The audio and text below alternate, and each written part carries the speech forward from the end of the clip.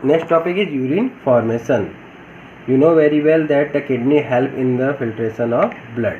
Blood के filter करने में हेल्प करते हैं किडनी।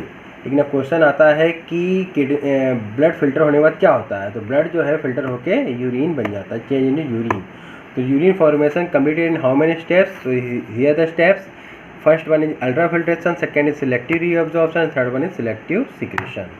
ओके, ये तीनों स्टेप्स जो है नेफ्रॉन्स के डिफरेंट पार्ट्स में होते हैं। ओके, अल्ट्रा फिल्ट्रेशन जो है वो होता है Malpighian body, it completed into Malpighian body. Malpighian body जो आपको पता है कि ग्लोमेरुलस और बोमेन कैप्सूल से बना हुआ है। जब ब्लड पूरे lower part of the body से कलेक्ट होकर इस मैलफिजियन बॉडी में आता है तो यहाँ पर ग्लोमेरुलस और बोमेन कैप्सूल के नेट कॉन्टेक्ट से एक सीव लाइक स्ट्रक्चर बनता है जो कि ब्लड को फिल्टर करता है। ब्लड में सिर्फ ब्लड सेल्स और यूजफुल प्रोटीन्स को छोड़कर सभी कुछ फिल्टर हो जाता है। किसके इस ट्यूब में प्रॉक्सिमल कन्वोल्यूटेड ट्यूब्यूल में एज अ ग्लोमेरुलर फिल्ट्रेट। यहाँ पे जो मैलफिजियन बॉडी है वो सिर्फ चाय की छन्नी की तरह से काम करता है। जैसे चाय की छन्नी छानती है ना, चाय को हम चाय छानते हैं तो चाय छानते हैं तो चाय पत्ती चाय छन्नी में रह जाती है और जो बचा हुआ जो पानी है चाय वाला वो कहाँ जाता है? पानी में उसमें आता है। किसमें? गिलास में, कप में, और हम उसको कहते हैं चाय। और चाय पत्ती कहाँ रह जाती है? उसके चाय छन्नी में, है ना। वैसे ही यहाँ पर इस जो छन्नी है ग्लोमेरुलस में, इस छन्नी में जो लार्ज साइज जो ब्लड सेल्स हैं और प्रोटीन्स है वो इस पर ऐसे रह जाते हैं, और जो स्मॉल साइज जो भी केमिकल्स है वाटर वो सब इसमें आ जाता है ग्लोमेरुलर फिल्टर की तरह। और फिर यहाँ से वह जो लार्ज साइज जो ब्लड सेल्स हैं प्रोटीन्स है वो इस ब्लड कैपिलरी में मूव कर जाते हैं और फिर वापस से ये हमारे हार्ट में चला जाता है। ओके, देखते हैं। फिर ये जब पीसीटी में आया, अब पीसीटी में तो ये फिल्ट्रेशन हो गया, फिल्ट्रेशन में ग्लोमेरुलर फिल्ट्रेट बन गया। लेकिन अब क्या होगा? सेकेंड स्टेप आएगी। सेकेंड स्टेप होगा वो कहलाएगा सिलेक्टिव रीअब्जॉर्प्शन। अब रीअब्जॉर्प्शन क्यों होगा? क्योंकि जो हम जो ब्लड फिल्टर हो रहा है उसका रेट ज़्यादा है। ओके,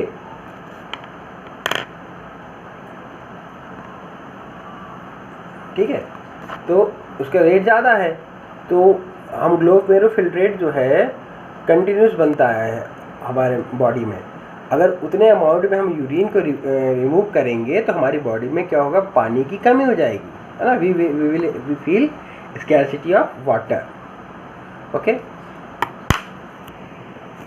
और कहा गया है कि हमारी बॉडी में एक दिन में लगभग 180 लीटर ग्लोमेरुलर फिल्ट्रेट बनता है। आप सोचिए 180 लीटर ग्लोमेरुलर फिल्ट्रेट जो है पूरा का पूरा यूरिन के रूप में निकलेगा तो हम तो दिन भर बाथरूम में बैठे रहेंगे, टॉयलेट में ही, तो हम डेली लाइफ का काम कैसे होगा?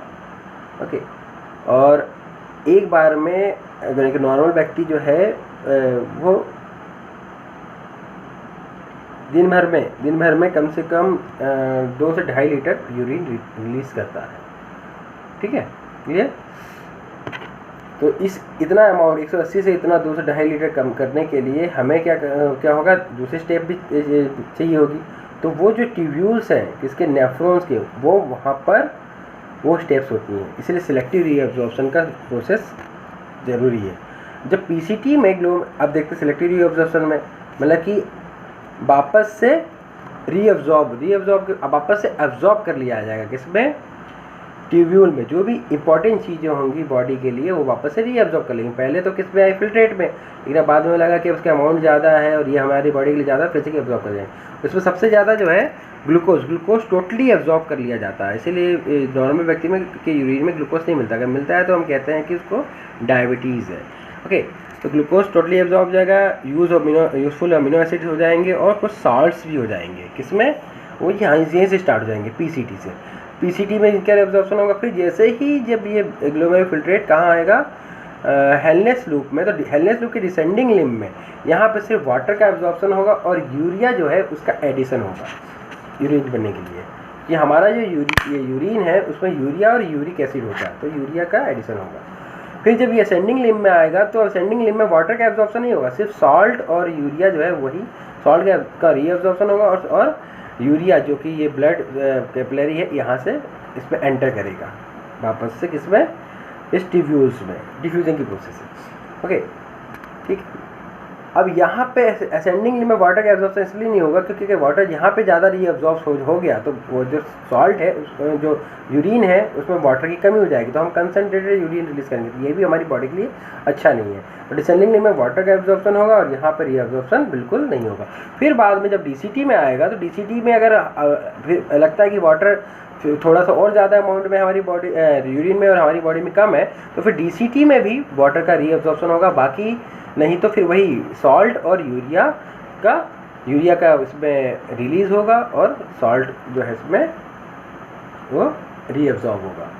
अब रीअब्जॉर्प्शन तो हो रहा है, लेकिन अब जब ये रीअब्जॉर्प्शन हो रहा है तो सेल्स को वर्क कर रहे हैं सेल्स, तो उसमें फिर क्या कार्बन डाइऑक्साइड बन रही है, फिर यूरिया बन रहा है, तो उनका सीक्रेशन क्योंकि एनर्जी यूज़ कर रहे हैं, क्योंकि इसको रीअब्जॉर्ब करने के लिए एनर्जी चाहिए, एनर्जी यूज़ करने के लिए फिर हमको मेटाबॉलिक एक्टिविटी होगी, और मेटाबॉलिक एक्टिविटी से फिर जो भी चीज़ें बनेंगी वो वापस से क्या होंगी, वो यूज़फुल नहीं होंगी, तो वापस से क्या होंगे, सीक्रेट होंगी इसमें।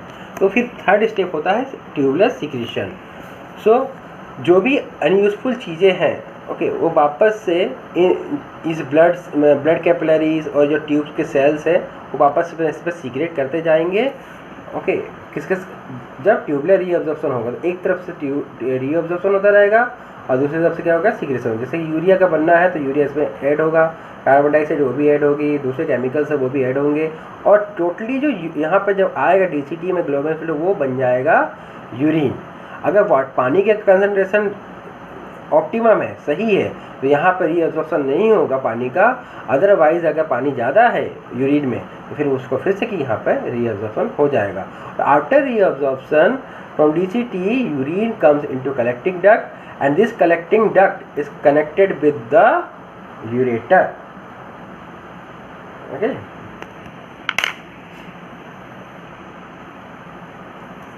so in this way urine formation takes place.